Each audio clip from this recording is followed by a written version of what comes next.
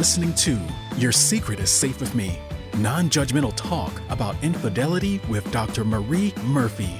If you're looking for new perspectives on complicated relationship issues, you've come to the right place. Days go by, they're crawling by. Hi, everyone. I'm Dr. Marie Murphy. I'm a relationship coach, and I help people who are cheating on their partners or engaging in some form of infidelity to deal with their feelings, clarify what they want, and make decisions about what they're going to do. No shame, no blame, no judgments. If you would like some help sorting out your infidelity situation, let's talk. You can schedule an introductory coaching session with me through my website, mariemurphyphd.com. Okay, today we're going to talk about selfishness. As you may have noticed, many people are terrified of being deemed selfish. Maybe you are terrified of being deemed selfish. Maybe you fear that you already are selfish.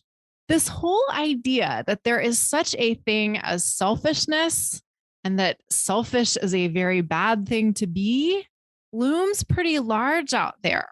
And it has a pretty big impact on a lot of us. And that's bad enough, in my opinion. But even worse is that there isn't much of a collective conversation going on about what selfishness actually means and whether or not our definitions of it are useful. It's just this concept that we've kind of weaponized pretty darn effectively. But to what effect?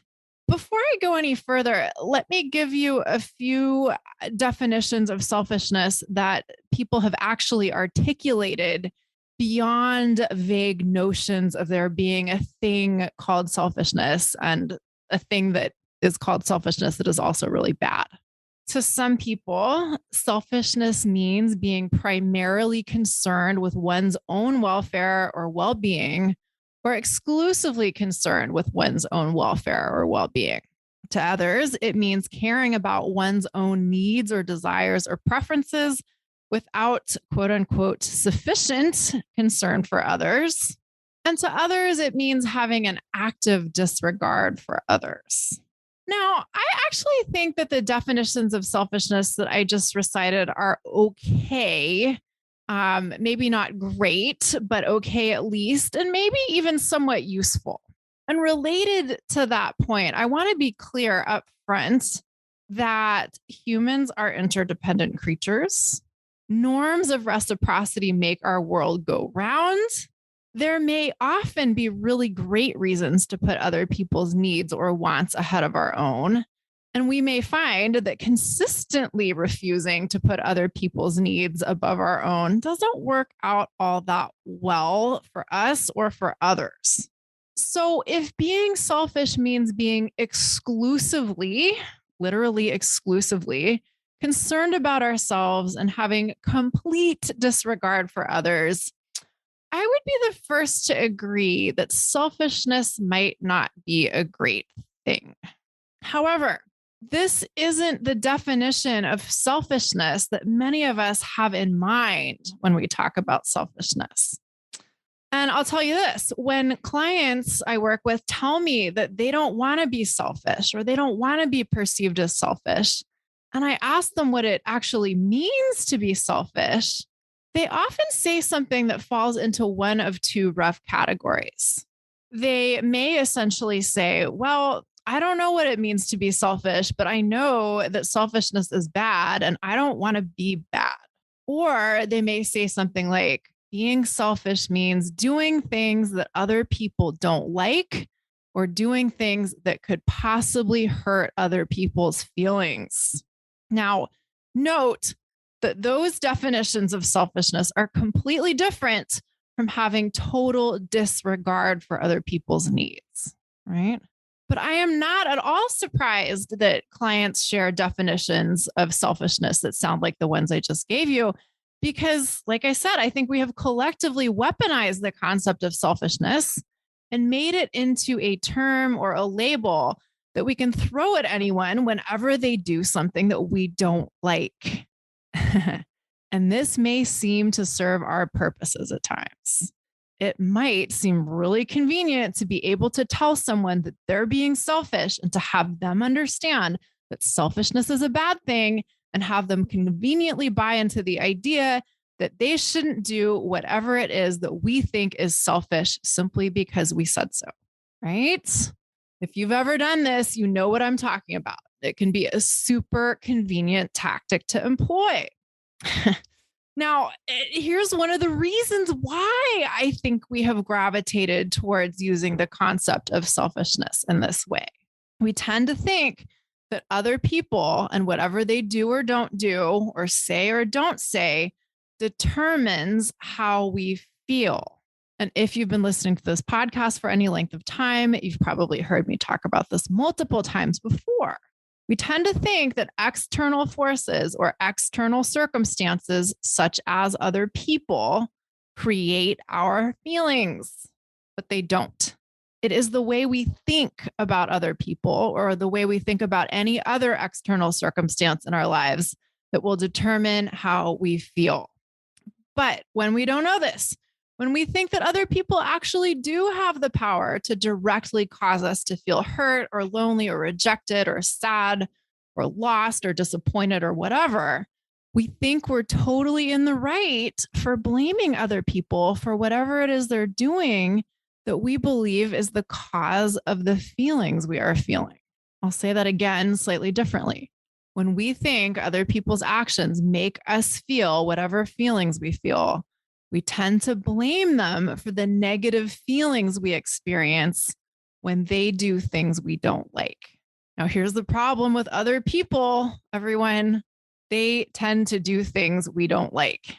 Unless you are completely free of preferences, unless you are truly cool with anything and everything that happens, it is pretty likely that the people in your life are going to do things that you don't like from time to time. And a question I want you to consider is, does that make them selfish? I want to suggest that it's important for us to be really clear about what we mean by selfishness and what we're trying to achieve when we tell someone they're selfish or tell someone that they're doing something selfish. And this process of clarification is for our own sake as much as for anyone else's. When you believe that someone is selfish, how do you feel? And if you believe that someone else's supposed selfishness is a problem for you, how do you feel? Probably not awesome. Probably not fully empowered. Probably not like the most amazing version of yourself. Now, let me be absolutely clear. As I've said many times before, you have a right to prefer whatever you prefer in your relationships and in your life as a whole. If you are involved with someone and you don't like the way they're doing things and you perhaps also think their behavior is selfish, that's fine. And that's an indication that you need to decide whether or not you want to stick around to experience more of this person's behavior or not. Let's say you're involved with someone and the two of you are supposedly in a monogamous relationship, but they keep going out and sleeping with other people.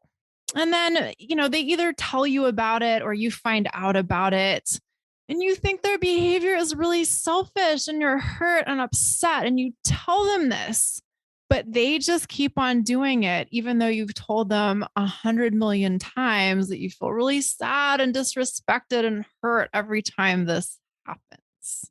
Now, here's the thing. You have every right to tell your person, hey, when you do this thing, I don't like it. But if you tell them that 5 times or 10 times or 100 times and nothing changes on their end and they're still going out and, going home with some random hottie pants they meet at the bar every now and then, you have a choice. You might continue to tell them how selfish you think their behavior is and how much you don't like what they're doing and how you think they should just stop it right now because obviously what they're doing is selfish, so therefore it's bad and they shouldn't do it.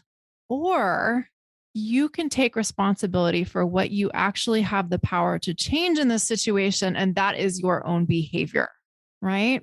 You may think that it is truly objectively selfish and therefore bad that your partner is going out and sleeping with random people, even though you've told them you don't like that. Telling them that, if it's not changing their behavior, it leaves you with a choice. You can stick around for more, Or you might choose to leave the relationship. Or you could choose to decide that you're going to think differently about your partner's behavior. Maybe they go out and, like have their extracurricular relations, so to speak, but they're also like amazing and wonderful in so many ways. And you don't want to let go of the relationship and you want to accommodate their behavior, right? These are the choices that you have. Why not make use of the power that is truly yours to wield instead of trying to get people to do other things that they may not want to do and may not ever choose to do? Now, on the flip side of that, we also need to be able to tolerate our own discomfort when someone tells us we're selfish. People may tell us that we're selfish if we do things that they don't like.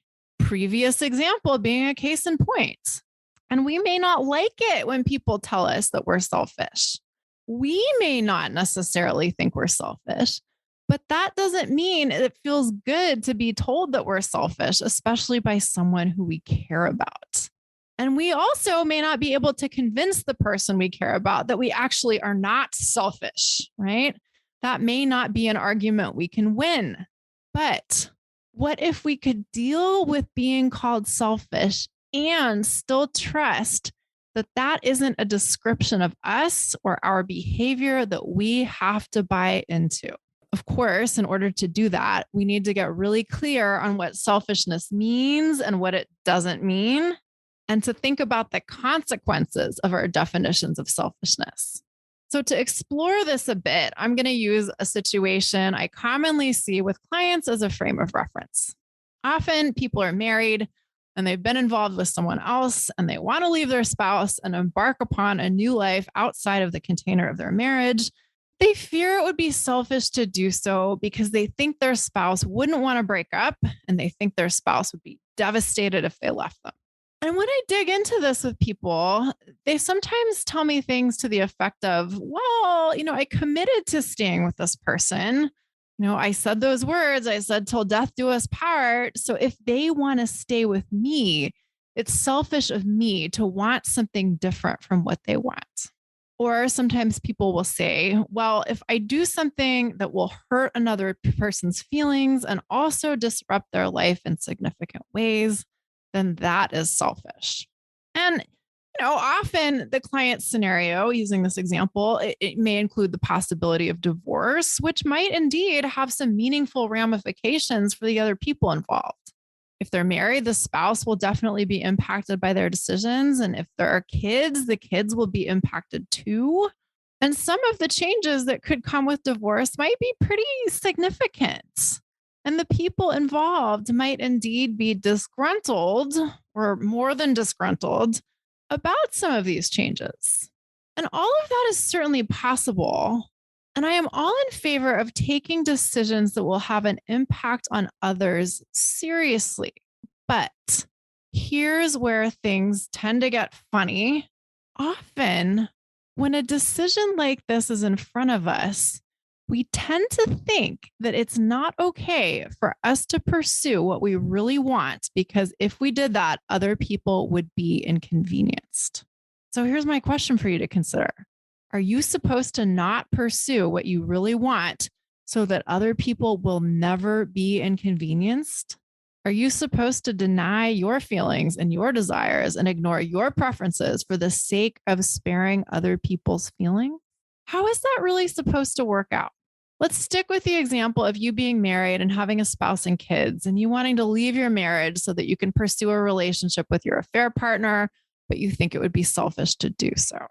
People tell me all the time that they are sure they know how their spouse would feel if they ended their marriage, and they are sure that their spouse would be devastated or ruined or like crushed beyond repair. And on the one hand, that might be true in some ways to some extent. And by that, I mean, it is definitely a possibility that your spouse may have some thoughts and feelings about you ending the marriage. And those thoughts and feelings may not be positive. And it may be, a fact that at some point in the past, your spouse has said something along the lines of, well, if you ever leave me, I'd be crushed. But even so, Isn't it a little arrogant for us to imagine that we truly know what's best for another person? How could we ever know what's truly best for another person? And isn't it a little crazy to imagine that we know for sure how the future will play out for any one of us? How could we ever know that for sure? And might it be a little selfish to presume that we know for sure what another person's wants or preferences are in the present and would be in the future? We might assume that we know, but that doesn't mean that we truly know. No matter what your spouse has or hasn't said in the past, you might want to consider that you might not know as much about what your spouse currently thinks or might think in the future as you think you do. And, just to point it out, if you are having an affair and they don't know about it, imagine what you might not know about them. You might think that they're an open book, but it is possible that you don't fully know how they would feel if you told them you wanted a divorce. It is possible that there are things going on in their inner world that you aren't aware of or do not fully understand, right? But even if we could look into the future and see you asking your spouse for a divorce and seeing your spouse cry and yell and scream and get incredibly upset and stay incredibly upset for days or weeks or months or even longer, the question for you to consider is this. If you saw this happening in the future, would it be selfish of you to not honor your own desire for a divorce because you wanted to avoid the discomfort of being the occasion of your spouse's discomfort? We tend to think that we don't want to see people we care about hurt or upset. And we tend to think that this is for really noble and selfish reasons. Selfless reasons. But what's usually going on when we see people we care about experiencing pain is that we feel pain or discomfort. And that is especially true when we believe that we are the cause of the other person's discomfort. Most of us don't want to hurt other people. And that's partially because we don't want to be the bad person in the situation who has caused someone else's discomfort. And, even more intensely, we don't want to be blamed for someone else's suffering. And we really don't want to believe that other people might be justified for blaming us for their suffering. And here's the deal. We will, all of us, sometimes be the occasion for other people's pain. If we have any meaningful involvements with other humans during our lifetimes, it is pretty much inevitable that each and every one of us will be the circumstance in other people's lives that occasions a lot of hurt or anger or sadness or disappointment or whatever for them. I've talked about this in other episodes, such as the episode called Dealing with Other People's Feelings. But in brief, here's the deal. Nobody can directly cause you to feel any particular feelings. And you are not the direct cause of other people's feelings either.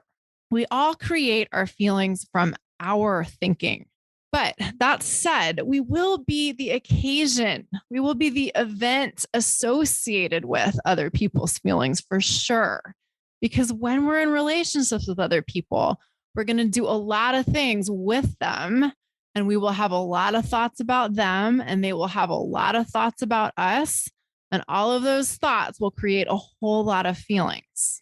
And that's a beautiful thing because relationships come with so many great feelings in addition to all of the challenging feelings. And moreover, we don't have to believe that challenging feelings are bad. We can view them as part of the human experience and appreciate them for what they're worth. I'm getting a little off track here. The point I really want to drive home today is that sometimes when we're trying to spare another person from feeling any kind of discomfort, what we're effectively doing is trying to avoid the discomfort we will feel when we see them hurting and trying to avoid getting blamed for the pain they are feeling. And I want to suggest that it might be fair to call that selfish. Along similar lines, if we stay in a relationship we're ambivalent about because we're concerned about hurting someone's feelings by breaking up with them or ending the relationship, are we really doing them a favor? Is this really a selfless act? Is this a generous act? We might do well to ask ourselves exactly who we think we're helping if we stay in a relationship we don't really want to stay in for someone else's sake or ostensibly for someone else's sake. Would you want someone to stay with you because they believed you couldn't handle the emotional challenges or practical changes associated with a breakup? Would you see that as them doing you a favor? Or might you see that as them being selfish in a way? We need to ask ourselves if we are really helping anyone by not being faithful to our deepest desires and highest priorities. Are we really doing anyone a favor by doing things we don't really want to do simply because we think someone else wants us to do them? Going back to what I said earlier, I do believe there are times in life when it's okay to do this. In fact, important to do this. But where do we draw the line? That's the question. And I want to suggest that it is possible to both honor our deepest desires, even when other people might not necessarily like it when we do so, and be considerate of others. I want to suggest that this is not an either or thing. I want to suggest that being considerate of others does not mean we have to do everything in accordance with other people's preferences. And I want to suggest that when we find the balance between being true to ourselves and considerate of others, everybody wins. Sometimes we think that we're either selfish or selfless. But what if that doesn't have to be the way it works at all? What if we can be dedicated to both ourselves and to others? And what if we are best able to dedicate ourselves to others when we first give ourselves what we need the most? What if being faithful to ourselves is a prerequisite to being faithful to others and to showing up in our relationships in the ways we truly want to, in the ways that are most considerate of and generous towards others? Let me give you an example of what I mean by that. Sometimes clients who have young kids are really interested in leaving their marriages and are so excited about what living a life outside of their marriage could mean for them as an individual, but they're terrified of being a bad parent. And they're afraid that leaving their marriage might, by definition, make them a bad parent. And often they worry that if indeed leaving their marriage would, definitely make them a bad parent, then it would therefore make them selfish if they were to leave their marriage. But when we start to look at the nuts and bolts of this situation, we sometimes see that it might be possible for them to be a better parent outside of the context of their marriage. It might be possible for them to be more present and more engaged with their kids if they feel happy and fulfilled and like they're living the most honest version of their lives. And this might be true for you too. It might be possible to ensure that your children's well-being is taken care of, even if you don't live under the same roof as your kids every single night of the week. It might not be true that your kids have to have both parents living together in order to give them the best possible life. In fact, it might be true that your kids' lives are better if you and your spouse or ex-spouse live apart or your co-parent live apart. It might be possible that the changes you want to make in your family's configuration that you fear are selfish actually ends up being beneficial for everyone involved. Now, if you aren't married and if you don't have kids and all of this talk about like spouses and kids doesn't exactly apply to you, I want to suggest that the concepts absolutely do. I want to suggest that the point here is that when we're brave enough to name and claim and go after what we really want, it may benefit those around us in ways we can't always foresee or imagine at the time things are happening. And I want to suggest that sometimes not doing what other people want us to do is the greatest gift we can give them. They may not like it in the moment. And in the moment when it's all happening, we may feel incredibly uncomfortable not doing something they don't like. But in the long run, us being true to ourselves may be the best thing we can do for everybody's growth and evolution, starting with our own, but not limited to our own, right? Now, I want to be really clear. My philosophy is that it's our job to take responsibility for ourselves and let everybody else take responsibility for themselves. So I'm not saying that we should go around thinking, well, if I do the right thing for me, that's actually better for them. That's not really our business. And that's not the point that I'm trying to make. Rather, the point that I'm trying to make is that there can be a profound cosmic ripple effect. When we deal with our own business, we show other people what it means to do so. And this can be an incredibly positive influence on other people's lives. And there may be other ripple effects that we can't necessarily name, but that provide tremendous benefits to everyone around us and then everyone around them. Okay. I could literally keep on talking about selfishness and why it's so important to think critically about what it means and what it doesn't mean for a few more hours here. But for today, I'm going to cut this off here and leave you with, the suggestion that you be more thoughtful about how you have been thinking about selfishness in your own life. And I want to suggest that you ask yourself this: is the way you have been thinking about selfishness helping you, or has it been detrimental to you? All right. If you are intrigued by the stuff I talk about on the podcast and you would like my help applying it to your own life so that you can grow and evolve in all the ways you want to, let's work together. You can schedule an introductory coaching session with me through my website, mariemurphyphd.com. And as you may already know, my sessions are held via Zoom, which means we can work together no matter where you're located. Thank you all so much for listening. If you've enjoyed what you've heard, I would love it if you would rate and review the podcast on iTunes. Until next time, bye for now. Thanks for listening to Your Secret is Safe with Me with Dr. Marie Murphy. Make sure to click subscribe to get updates on our latest episodes.